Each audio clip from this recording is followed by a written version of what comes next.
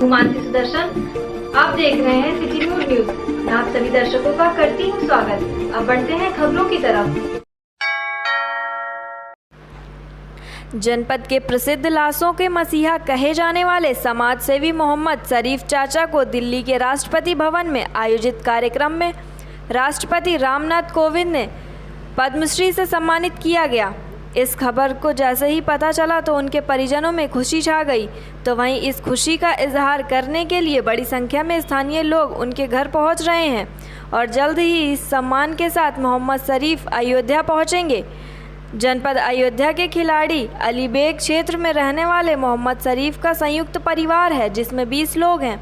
उनकी पत्नी बीबी खातून और इनके पुत्र मोहम्मद अशरफ मैकेनिक व मोहम्मद सगीर ड्राइवर का कार्य करते हैं। मोहम्मद शरीफ अपने परिवार से खुद से लेकर उनके परिवार के बीच हुई एक घटना से दुखी रहते हैं। दरअसल उनके छोटे बेटे मोहम्मद रईस का 28 वर्षीय अवस्था में डेथ हो गई थी, जिसके बाद उन्होंने लावारिस लाशों को ही अपना पुत्र मानकर अंतिम संस्कार करने लगे। आज 25,000 से अधिक लावारिस लाशों का अंतिम संस्कार कर चुके हैं, जिसके कारण पूरे देश में चर्चा में रहे और सरकार ने उन्हें पद्मश्री अवार्ड से सम्मानित करने का भी निर्णय लिया था। वहीं मोहम्मद शरीफ के पुत्र मोहम्मद सागिर ने कहा कि जितनी प्रशंसा की जाए वह कम है। आज पूरे परिवार बहुत ही खुश है। आज हमारे वालिद को पद्मश्री अवार्ड से सम्मानित किया गया है। यह हमारे लिए गर्व की बात है और हम भारत सरकार का जितना भी धन्यवाद करें वो कम है। आज सरकार ने हमारे पिता को इस लायक समझा और हमारे पिता एकता की एक मिसाल हैं। 30 जनवरी 2020 को पद्मश्री अवार्ड के लिए चयनित होने के लिए उन्हें पत्र मिला। 20 जनवरी को दिल्ली जाना था, लेकिन कोरोना महामारी के कारण नहीं मिल सका। वहीं उनकी तबीयत भी खराब हो गई थी, जिसके चलते उनका पूरा परिवार परेशान है। उन्होंने बताया कि जब से तबीयत खराब है वह घर पर ही आराम कर रहे हैं। पैर में तकलीफ होने के कारण वह चलने में असमर्थ हैं, जिसके कारण उनका इलाज घर पर ही चल रहा है। तबीयत खराब होने के बाद उनका हालचाल लेने के लिए लोग उनके घर ही पहुंचते हैं। आज उनके सम्मानित होने के बाद आसपास के क्षेत्र के लोगों में खुशी है और लोग उनके घर पहुंच रहे हैं, परिजनों को बधाई दे रहे हैं। ये बहुत ही उत्साह है घर में, पूरे हमारे बहुत खुशी है और भारत सरकार ने हमारे पिताजी को इस लायक समझा जो उनको पद्मश्री अवार्ड से नवाजा, सम्मानित किया। भारत सरकार का जितना भी शुक्रिया, जितना भी धन्यवाद अदा किया जाए उतना कम है। भारत सरकार ने पिताजी को इस काबिल समझा कि उनको पद्मश्री से अवार्ड नवाजा और पिताजी हमारे एकता की एक मिसाल हैं। उस बेस पे उनको ये मिला पद्मश्री अवार्ड। हम सगीर अभी मोहल्ले में घर में कितने खुशी, महल्ले में बहुत खुशी है, सब बहुत खुश हैं। जो जान गए हैं शहर में वो भी लोग आ रहे हैं, बहुत खुश हैं वो लोग। क्या कहें उसमें क्या कहना है, घोषणा तो उनकी 25 जनवरी 2020 को हुई थी, लेकिन कोरोना की वजह से लेट हुआ। इसमें क्या किया जा सकता है, तो आपदा थी एक जो इसकी वजह से लेट हुआ। बहरहाल आज मिल गया उनको। सरकार का बहुत बहुत धन्यवाद। सरकार का जितना भी धन्यवाद अदा किया जाए उतना कम है। क्या नाम है? मोहम्मद सगीर, शरीफ बाबा के बड़े बेटे। उत्तर प्रदेश सहकारी समिति समन्वय समिति की ओर से 2 सूत्रीय मांगों को लेकर सोमवार को कार बहिष्कार कर सदर तहसील के निकट तिकोनिया पार्क में धरना दिया गया। इस मौके पर यह घोषणा की गई कि यदि हमारी मांगों पर कोई सार्थक निर्णय शासन की ओर से नहीं लिया जाता है तो हमें बाध्य होकर 15 नवंबर तक कार्य बहिष्कार जारी रखना होगा। यदि इसके बाद भी सरकार हमारी मांगों की अनदेखी करती है तो संगठन बड़े आंदोलन के लिए बाध्य होगा। इस मौके पर संगठन की ओर से मांग की गई कि सभी फैक्स सचिवों व कर्मचारियों को माध्यमिक शिक्षाओं की भर्ती नियमित वेतन का भुगतान किया जाए। फैक्स कैडर सचिवों की सहकारी निरीक्षण वर्ग 2 में एंड नॉन कैडर सचिव प्रभारी सचिवों के कैडर सचिव के पद पर पदोन्नति की जाए। धरने की अध्यक्षता अरविंद कुमार सिंह चौहान व संचालन जिला उपाध्यक्ष अनूप वर्मा ने किया। इस धरने में बड़ी संख्या में लोग मौजूद रहे। फैक्स के कर्मचारी हैं। हमारी केवल 2 मुख्य मांगे हैं। हमको माध्यमिक शिक्षकों की भार अस्थायी वेतन की व्यवस्था सरकार करे और दूसरी प्रमोशन की मांग किए हैं। कैडर सचिवों को निरीक्षक वर्ग 2 में नॉन कैडर सचिव, प्रभारी सचिव को कैडर सचिव में और हमारे वरिष्ठ अंकित को कैडर सचिव में, जो सहयोगी, चौकीदार, अकाउंटेंट जो भी जिस के लायक हों, जो जैसे पढ़े लिखे हों, अनुभवी हों, उनका भी उसी हिसाब से प्रमोशन किया जाए। हमारा नाम अरविंद सिंह चौहान है। मैं इस अयोध्या सपा के राष्ट्रीय सचिव व पूर्व मंत्री अवधेश प्रसाद ने अंबेडकर नगर में रैली को बताया सफल। कहा, यह रैली नहीं महारैली थी। लाखों की भीड़ में रैली में पहुंचकर पूरे प्रदेश को संदेश देने का काम किया। आने वाले 2022 के चुनाव में समाजवादी पार्टी 400 सीट पर करेगी जीत हासिल और भारतीय जनता पार्टी की सरकार को उखाड़ फेंकेगी। साथ ही चौरसिया समाज को लेकर पूर्व मंत्री अवधेश प्रसाद ने कहा कि समाजवादी पार्टी ने चौरसिया समाज के राकेश चौरसिया को प्रदेश सचिव बनाया है। हमेशा से उपेक्षित रहने वाले चौरसिया समाज को समाजवादी पार्टी के अलावा अब तक किसी और पार्टी ने सम्मान नहीं दिया था। समाजवादी पार्टी हमेशा से सबका साथ लेकर चलने की बात करती है। राकेश चौरसिया के साथ साथ चौरसिया समाज के तमाम लोगों को प्रदेश से लेकर जनपद स्तर तक समाजवादी पार्टी प्रदेश ने विभिन्न पद देकर किया है सम्मानित। आने वाले चुनाव में चौरसिया समाज समाजवादी पार्टी को जिताने का काम करेगी। हमारा नारा सबका साथ सबका विकास नहीं होगा, बल्कि हम जो कहेंगे वह करके दिखाएंगे। सिर्फ चुनावी नारे नहीं देंगे। आज देश का हर वर्ग समाजवादी पार्टी की सरकार बनने के लिए उमड़ पड़ा है। भाजपा को जड़ से उखाड़कर कूड़ेदान में फेंकने को लेकर जनता आतुर है। वह सिर्फ चुनाव की तारीख का इंतजार कर रही है। 600 किसानों की मौत पर भी देश की सत्ता पर आसीन प्रधानमंत्री नरेंद्र मोदी के कानों पर अब तक जूं तक नहीं रेंगी। यह काफ़ी कष्टदायी है। आने वाले 14 नवंबर को इनायत नगर में चौरसिया समाज का एक विशाल सम्मेलन आयोजित करके देश और प्रदेश के चौरसिया समाज के तमाम लोगों को सम्मानित किया जाएगा। सपा के नवनियुक्त प्रदेश सचिव ने पद दिए जाने पर शीर्ष नेतृत्व को दिया धन्यवाद। कहा, चौरसिया समाज पूरी तरह से राष्ट्रीय अध्यक्ष और समाजवादी पार्टी को जिताने के लिए कमर कस चुका है। 2022 के चुनाव में चौरसिया समाज समाजवादी पार्टी को 400 सीट जिताने में महत्वपूर्ण भूमिका निभाएगा। समाजवादी पार्टी का कारवां दिनों दिन बढ़ता जा रहा है। चाहे ओम प्रकाश राजभर की रैली रही हो या अभी हाल में अंबेडकर नगर की महारैली रही हो, इन रैलियों ने साबित कर दिया है। और जिस तरह से रोजाना समाजवादी पार्टी के राष्ट्रीय अध्यक्ष जी के सामने और पार्टी के मुख्यालय लखनऊ में तमाम पार्टियों के दिग्गज नेता, कर्मठ नेता, जो यहाँ तक कि मंत्री भी रहे हैं, एमपी भी रहे हैं, एमएलए भी रहे हैं, बहुजन समाज पार्टी छोड़कर और यहाँ तक कि भाजपा को छोड़ करके समाजवादी पार्टी में शामिल हो रहे हैं। ये एक बहुत अच्छा संकेत है और शुभ संकेत है कि इस प्रदेश की महान जनता समाजवादी पार्टी माननीय राष्ट्रीय अध्यक्ष अखिलेश यादव को प्रदेश की सत्ता देने के लिए आतुर है और वहीं पर भारतीय जनता पार्टी की सरकार को पूरी तरह से नेस्तनाबूद करने के लिए पूरी तरह से सतत प्रयत्नशील है। राकेश चौरसिया जी जो बहुजन समाज पार्टी में कद्दावर नेता थे, प्रदेश के विभिन्न जनपदों में इनका साख है, इनकी जान पहचान है, इन्होंने काम किया है, समाजवादी पार्टी में शामिल हुए हैं बहुत 1 महीना पहले ही और कल राष्ट्रीय अध्यक्ष जी ने इनको प्रदेश का सचिव बनाया है पार्टी का और बहुत बड़ी जिम्मेदारी सौंपी है। इसी तरह से लालचंद चौरसिया जी जो भाजपा में भारतीय जनता पार्टी में एक आरएसएस कार्यकर्ता के रूप में काफ़ी दिनों तक काम किया है, संगठन का बड़ा अनुभव है। पिछले दिनों में भारतीय जनता पार्टी के लिए जिताने के लिए कोई कोर कसर नहीं किया था। आप वो भी समाजवादी पार्टी में शामिल होकर के और पार्टी ने राष्ट्रीय अध्यक्ष ने इनको जिले का महत्वपूर्ण पद उपाध्यक्ष पद दे करके इनको नवाजा है। और हमारे बगल में बैठे हुए हैं ये चौरसिया समाज के सुनील चौरसिया जी और विधानसभा के इनको उपाध्यक्ष बनाया। पार्षद प्रतिनिधि बेगमगंज वार्ड मुरारी सिंह ने लगाया नगर निगम पर सीधा आरोप।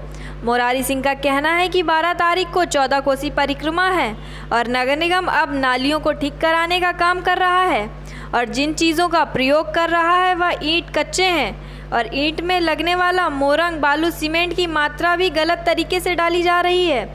यही कारण है जो कुछ दिनों में बाद फिर टूटकर गिर जाता है। और कहा कि नगर निगम को नाली का कार्य 15 दिन पहले करना चाहिए था। अब जिस तरीके से कार्य करा रहे हैं पैसे के पूरी तरीके से दुरुपयोग है। इस तरह से कार्य कराने का कोई फ़ायदा नहीं है क्योंकि कुछ दिनों बाद ही फिर गिरकर टूट जाएगा और गड्ढे में तब्दील हो जाएगा। अगर नगर निगम को कार्य कराना था तो 15 दिन पहले नालियों की व सड़कों की मरम्मत करानी चाहिए। अब इस तरह का कार्य कराने से कोई लाभ नहीं मिलने वाला है। जिस तरह से सड़कों पर गाड़ियां चलती हैं कुछ दिन बाद ही नालियां बैठ जाएंगी और टूटकर किनारे हो जाएंगी। जहां एक तरफ उत्तर प्रदेश सरकार गड्ढा मुक्त करने के प्रयास में है, वहीं दूसरी तरफ नगर निगम के प्रदेश सरकार की योजना पर पलीता लगाते हुए नजर आ रहे हैं। परिक्रमा है, आज 8 तारीख है, आज काम चल रहा है, 2-3 दिन काम चलेगा। ये सेट होगा कि नहीं होगा, टूट जाएगा। पिछली बार भी उसी हिसाब से काम हुआ तो सारी नालियाँ टूट गई और फिर अगर 3 दिन बाद ना सेट होगा ना कुछ होगा, इसको अगर 15 दिन पहले ही नगर निगम कराई होती कम से कम ये सही तो हो जाता। 2 दिन बाद फिर टूट जाएगा तो क्या मतलब रहेगा इसका बनने का, हमको ये बता दीजिए आप। कोई भी दीवार बनती है हफ्ते 10 दिन सेट होने में लगता है, लिंटर पड़ता है 15 दिन कैसे सेट होगा हमको ये बता दीजिए। 2 दिन में कैसे सेट हो जाएगा, 2 दिन को बनवाने में लग जाएगा, उसके बाद 12 तारीख आ जाएगी। क्या होता है बताइए, कैसे होगा? ये तो पैसे की मिसयूज है नगर निगम का। यही काम आखिर पैसा ही देना है, 15 दिन पहले करा ली होते इसको, करार तो रह जाती। क्या चाहते हैं, क्या होना चाहिए? पैसे की मिसयूज है। हम लोग कहीं नाली पत्थर लेके आएंगे तो कोई काम नहीं हो पाएगा और मिसयूज करने के लिए अभी 6 महीने पहले ताल साफ किए गए, फिर जलकुंभी तालों वैसे ही हो गई है। हम लोग अगर गली नाली के लिए कहते हैं उसके लिए सरकार के पास पैसा नहीं, नगर निगम पैसा ही नहीं। पिछले साल परिक्रमा मैंने उसी समय टोका था गलत बन रही, वो टूट गई, सारी नालियाँ फिर टूट गई और फिर ये बन रही, फिर 2 महीने बाद ही टूट जाएगी। ये चलेगी नहीं, केवल पैसे का दुरुपयोग हो रहा है बस। मुरारी सिंह यादव, पार्षद प्रतिनिधि, बहु बेगम वार्ड। पार्षद प्रतिनिधि बेगमगंज वार्ड मुरारी सिंह ने लगाया नगर निगम पर सीधा आरोप। मुरारी सिंह का कहना है कि 12 तारीख को 14 कोसी परिक्रमा है और नगर निगम अब नालियों को ठीक कराने का काम कर रहा है और जिन चीज़ों का प्रयोग कर रहा है वह ईंट कच्चे हैं और ईंट में लगने वाला मोरंग बालू सीमेंट की मात्रा भी गलत तरीके से डाली जा रही है। यही कारण है जो कुछ दिनों में बाद फिर टूटकर गिर जाता है। और कहा कि नगर निगम को नाली का कार्य 15 दिन पहले करना चाहिए था। अब जिस तरीके से कार्य करा रहे हैं पैसे के पूरी तरीके से दुरुपयोग है। इस तरह से कार्य कराने का कोई फ़ायदा नहीं है क्योंकि कुछ दिनों बाद ही फिर गिरकर टूट जाएगा और गड्ढे में तब्दील हो जाएगा। अगर नगर निगम को कार्य कराना था तो 15 दिन पहले नालियों की व सड़कों की मरम्मत करानी चाहिए। अब इस तरह का कार्य कराने से कोई लाभ नहीं मिलने वाला है। जिस तरह से सड़कों पर गाड़ियां चलती हैं कुछ दिन बाद ही नालियां बैठ जाएंगी और टूटकर किनारे हो जाएंगी। जहां एक तरफ उत्तर प्रदेश सरकार गड्ढा मुक्त करने के प्रयास में है, वहीं दूसरी तरफ नगर निगम के प्रदेश सरकार की योजना पर पलीता लगाते हुए नजर आ रहे हैं। परिक्रमा है, आज 8 तारीख है, आज काम चल रहा है, 2-3 दिन काम चलेगा। ये सेट होगा कि नहीं होगा, टूट जाएगा। पिछली बार भी उसी हिसाब से काम हुआ तो सारी नालियाँ टूट गई और फिर अगर 3 दिन बाद ना सेट होगा ना कुछ होगा, इसको अगर 15 दिन पहले ही नगर निगम कराई होती कम से कम ये सही तो हो जाता। 2 दिन बाद फिर टूट जाएगा तो क्या मतलब रहेगा इसका बनने का, हमको ये बता दीजिए आप। कोई भी दीवार बनती है हफ्ते 10 दिन सेट होने में लगता है, लिंटर पड़ता है 15 दिन कैसे सेट होगा हमको ये बता दीजिए। 2 दिन में कैसे सेट हो जाएगा, 2 दिन को बनवाने में लग जाएगा, उसके बाद 12 तारीख आ जाएगी। क्या होता है बताइए, कैसे होगा? ये तो पैसे की मिसयूज है नगर निगम का। यही काम आखिर पैसा ही देना है, 15 दिन पहले करा ली होते इसको, करार तो रह जाती। क्या चाहते हैं, क्या होना चाहिए? पैसे की मिसयूज है। हम लोग कहीं नाली पत्थर लेके आएंगे तो कोई काम नहीं हो पाएगा और मिसयूज करने के लिए अभी 6 महीने पहले ताल साफ किए गए, फिर जलकुंभी तालों वैसे ही हो गई है। हम लोग अगर गली नाली के लिए कहते हैं उसके लिए सरकार के पास पैसा नहीं, नगर निगम पैसा ही नहीं। पिछले साल परिक्रमा बनी, मैंने उसी समय टोका था गलत बन रही, वो टूट गई, सारी नालियाँ फिर टूट गई और फिर ये बन रही, फिर 2 महीने बाद ये टूट जाएगी, ये चलेगी नहीं। केवल पैसे का दुरुपयोग हो रहा है बस। मुरारी सिंह यादव, पार्षद बहू बेगम वार्ड। जगत गुरु परमहंस आचार्य ने हुतात्मा कार सेवकों के परिजनों को किया सम्मानित। तपस्वी छावनी पीठाधीश्वर जगत गुरु परमहंस आचार्य ने उत्तर प्रदेश सरकार से हुतात्मा कार्य सेवकों के परिजनों को 1-1 करोड़ रुपए और एक सरकारी नौकरी देने की मांग किया। साथ ही श्री राम जन्मभूमि तीर्थ क्षेत्र ट्रस्ट से परिजनों को 1 करोड़ रुपए देने की मांग की। जगत गुरु परमहंस आचार्य ने कहा, समाजवादी पार्टी ने महादलित राजेंद्र धिकार की और ब्राह्मण रमेश पांडे सहित कई निहत्थे कार्य सेवकों की हत्या किया था। जगत गुरु परमहंस आचार्य ने कहा कि मैं हमेशा सहयोग करता रहूंगा। 9 नवंबर को ही श्री राम जन्मभूमि के पक्ष में ऐतिहासिक फैसला आया था, तो जिनके परिजनों ने अपने प्राणों को आहूत किया है राम मंदिर आंदोलन में, आज हम उनके परिजनों को सम्मानित किए हैं और उत्तर प्रदेश सरकार से माननीय योगी जी से मैं मांग करता हूं कि 1-1 सरकारी नौकरी और 1-1 करोड़ रुपया उन परिजनों को दिया जाए जितने लोग जो है राम मंदिर आंदोलन में अपने प्राणों को गंवाए हैं। और श्री राम जन्मभूमि तीर्थ क्षेत्र ट्रस्ट से भी मांग करता हूं कि 1-1 करोड़ रुपए उन परिजनों को ट्रस्ट भी दे, क्योंकि मंदिर निर्माण से अधिक पैसा आ चुका है।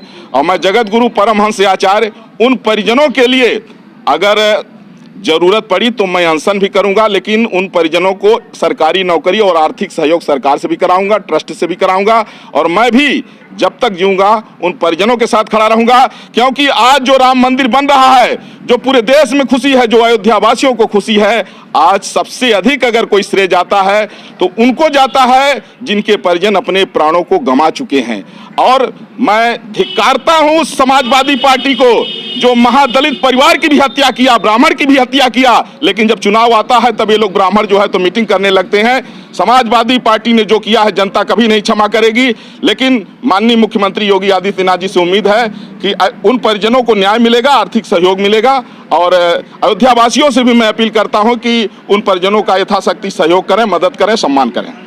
लगे कि गुरुजी हमारे लिए खड़े हुए, हम सरकार से यही उम्मीद रखते हैं कि हमारी मदद करें। कुमार धरिकार क्या किया सर, मैंने क्या किया? सरकार हमारी मदद करें। राम मंदिर बेटा, कौन तुम्हारे यहाँ शहीद हुआ था? बाबा थे। क्या मांग करते हो ट्रस्ट से? सहयोग।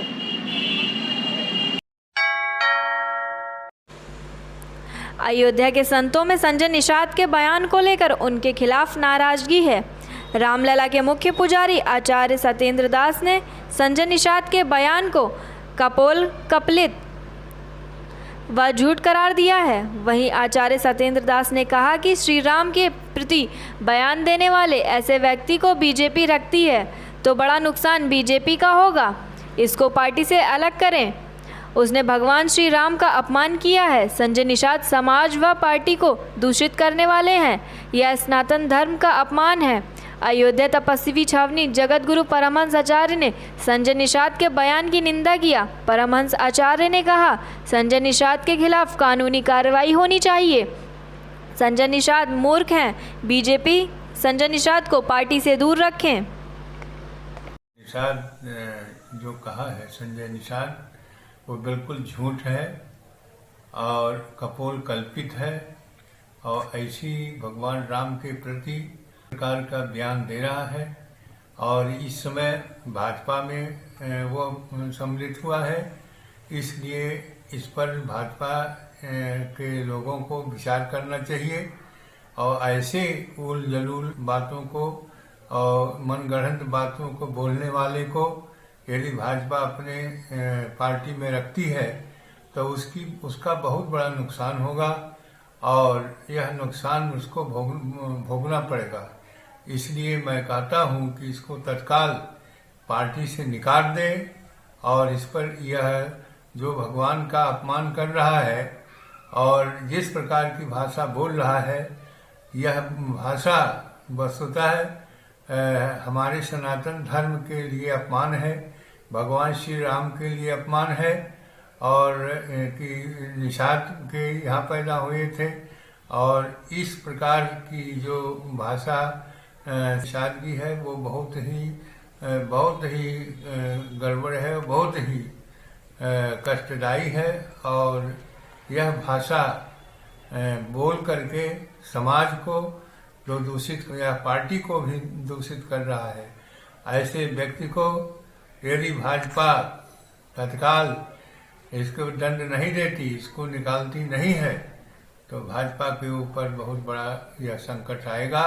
क्योंकि भगवान राम के जो महाराज दशरथ के तथाकथित पुत्र कह रहा है, और खीर खाने से पुत्र नहीं पैदा होते ये कह रहा है, उसके बाद निषाद से पैदा हुए ये कह रहा है। यह सब बिल्कुल झूठ है, मनगढ़ंत है।